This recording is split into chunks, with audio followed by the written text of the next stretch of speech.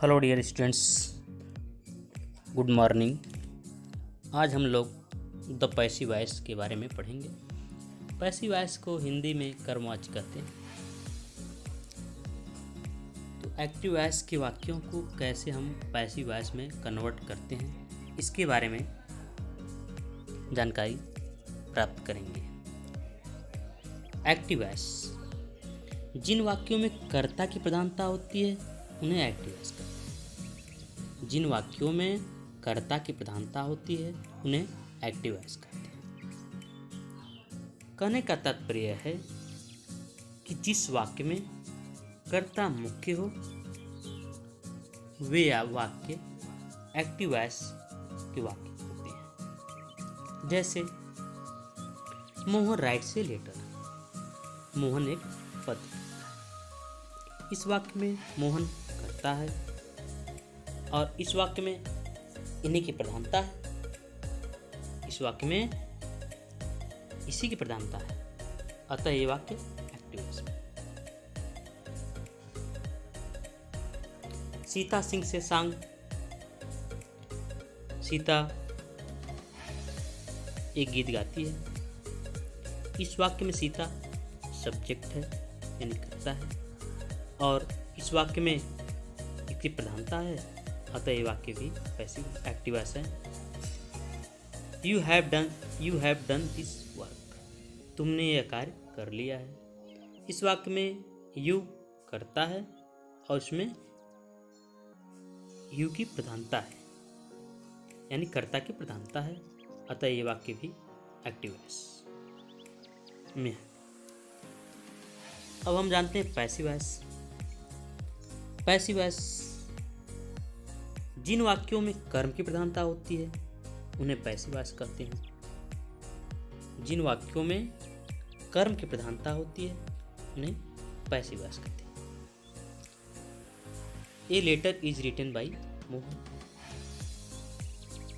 A letter is written by Mohan. तो इस वाक्य में ए लेटर को कर्ता के स्थान पर प्रयोग करके कर्म को प्रधानता दी है। इस वाक्य में ए लेटर को कर्ता के स्थान पर प्रयोग करके कर्म को प्रधानता दी है, अतः ये वाक्य पैसिव वॉइस में है। इसी तरह ए सांग इज संग बाई सीता में ए सांग को कर्ता के स्थान पर प्रयोग करके कर्म को प्रधानता दी है, अतः ये वाक्य भी पैसिव वॉइस के अंतर्गत आएंगे। This work has been done by you, ठीक, इस वाक्य में भी दिस को भी प्रधानता दी गई है। इस वाक्य में भी दिस वर्क को कर्ता के स्थान पर प्रयोग करके कर्म को प्रधानता दी, तो ये वाक्य पैसिव वॉइस में है। एक्टिव वॉइस से पैसिव वॉइस बनाने के नियम, तो हम जानते हैं कि एक्टिव वॉइस से पैसिव वॉइस में किस तरह से परिवर्तित करते हैं। पहला नियम है इसका, कर्म को कर्ता के स्थान पर परिवर्तित करते हैं। कर्म को कर्ता के स्थान पर परिवर्तित करते हैं। दूसरा है कर्ता को बाय लगाकर कर्म के स्थान पर स्थानांतरित करते हैं। कर्ता को बाय लगाकर कर्म के स्थान पर स्थानांतरित करते हैं। नंबर 3, क्रिया यानी वर्ब को टेंस के अनुसार बदल देते हैं। जैसे टेंस अगर प्रेजेंट इंडिफिनिट टेंस में है तो उसके पास्ट इंडिफिनिट टेंस या फ्यूचर इंडिफिनिट, जैसे टेंस के हिसाब से हम उसको चेंज करते हैं। लेकिन जैसा टेंस हो उसके हिसाब से हम क्रिया का प्रयोग करते हैं। नंबर 4, यदि कर्ता के स्थान पर पर्सनल प्रोनाउन हो तो उसे कर्म के स्थान पर ऑब्जेक्टिव केस में लिखते हैं। जैसे एक्टिव वॉइस के वाक्य हम देखते हैं, he writes a letter, he writes a letter, वह एक पत्र लिखता है। इसमें ही क्या है? सब्जेक्ट है, राइट्स वर्ब है, अ लेटर ऑब्जेक्ट है। तो यस भी हो, subject plus verb plus object. जब पैसिव वॉइस में बदलेंगे तो इसका हो जाएगा a letter is written by him. A letter को पहले लाएंगे यानी ऑब्जेक्ट बनाएंगे, प्लस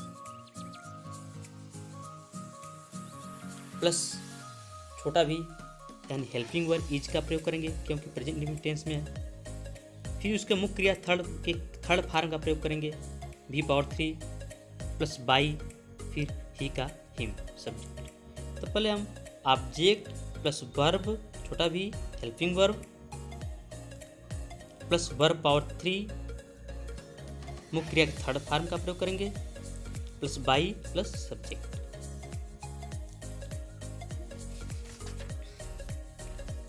पर्सनल प्रोनाउन के बदलने के नियम।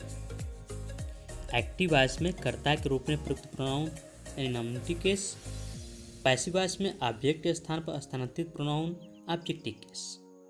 जैसे पर्सनल प्रोनाउन के बदलने के क्या नियम हैं, जैसे देखते हैं हम लोग आई को बाई मी में आई माई मी इस तरह से करते हैं, ही को बाई हिम का प्रयोग करेंगे, सी है तो बाई हर का प्रयोग करेंगे, यू है तो बाई यू, वी है तो बाई अस, दे है तो बाई दे।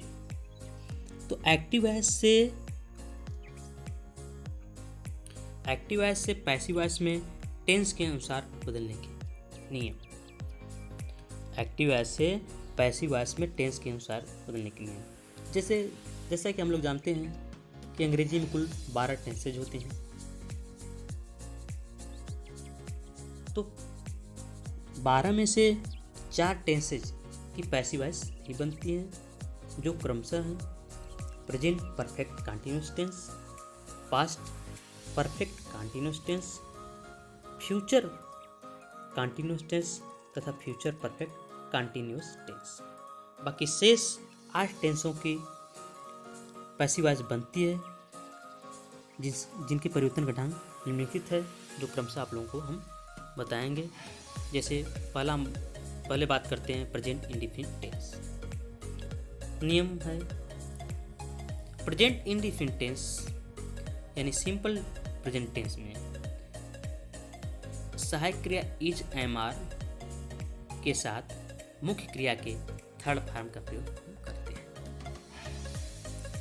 जैसे एक्टिव वॉइस में आई रीड ए बुक, मैं एक किताब पढ़ता हूँ,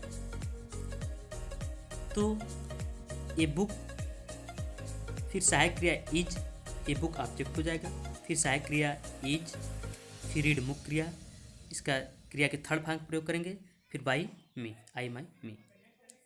ए book is read by me, एक किताब मेरे द्वारा पढ़ी जाती है।